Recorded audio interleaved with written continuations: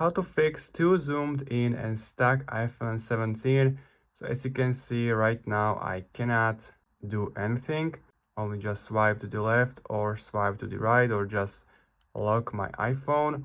And if I try to unlock it, it's not working.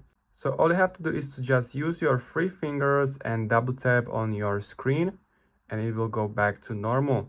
If you, for example, triple tap with your three fingers, it will open you this option and you can zoom in and zoom out with this feature and just use your three fingers to move through your screen. And if you double tap with your three fingers, it will go back to normal. So if you want to disable this option, go to your settings and simply scroll down and go to accessibility and open zoom.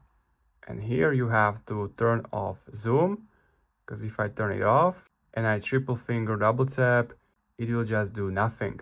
If I turn it on, as you can see, it's zooming when I triple finger double tap. So that's how you can do it and fix your problem. If you find this video helpful, please consider subscribing and see you next time.